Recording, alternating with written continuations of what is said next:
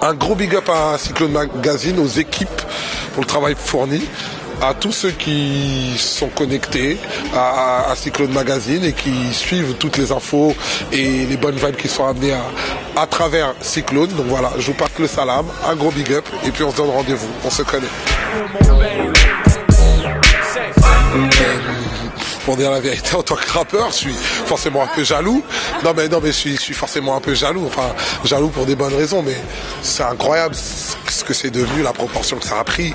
Il y a beaucoup de gens du rap, ou même beaucoup de gens de la culture en général, qui aimeraient bien rassembler autant de gens à Bercy.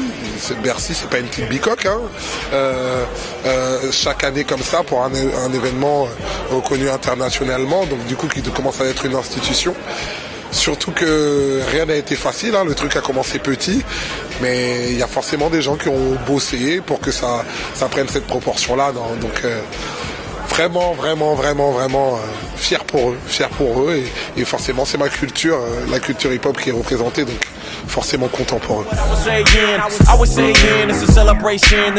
Ça peut me donner des idées, surtout si je regarde le spectacle et tout, parce que moi quand je vais à un spectacle, que ça soit au cirque, au cinéma, un concert, un spectacle d'un humoriste, en tant que mec qui fait beaucoup de scènes, j'observe énormément pour voir, parce que je peux piquer en vrai, hein, on va pas se mentir, mais oui, effectivement il y a des trucs qui peuvent, il y a des tableaux ici qui peuvent m'inspirer et pour être honnête, je trouve que le parallèle entre danse et rap, il s'est un peu perdu, c'est quelque chose qui pourrait être un peu plus marqué. Moi je sais que dans mon concert on danse beaucoup, bon, il se trouve qu'on danse, bon, on jump beaucoup et puis on danse de la rumba congolaise qui a rien à voir avec ce qu'on danse au Juste Debout.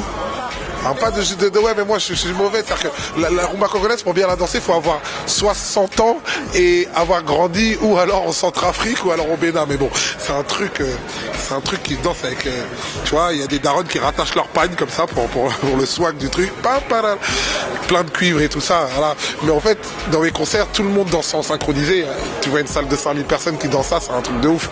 Mais voilà, j'ai toujours kiffé la danse, peut-être parce que je suis congolais.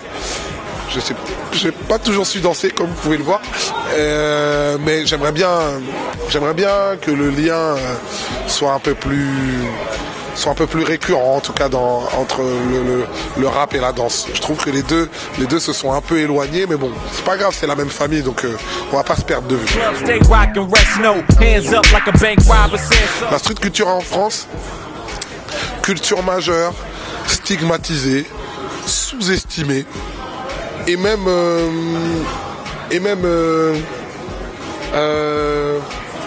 terme fort. Tu sais, il y a comme un dédain, une espèce de... On dirait que les institutions culturelles aiment bien mettre des œillères comme s'il se passait rien. C'est-à-dire qu'on nous a annoncé depuis quelques années déjà que le hip-hop était mort, le hip-hop est sur le point de mourir. Juste debout, mesdames, messieurs. 10 piges, 17 000 personnes, section d'assaut, Bercy, Youssoupha en indépendant, disque de platine, je parle pas des Sopranos, des Orelsan, des concerts qui sont faits, de tout ce que la jeunesse écoute, des ventes de disques et tout ça là. La street culture est une culture majeure, ce n'est pas une contre-culture, ce n'est pas une sous-culture, ce n'est pas une alter-culture, c'est une culture majeure. Oui, je le dis et c'est sans prétention, on élève plus la culture française que la chanson française qui est sympa mais qui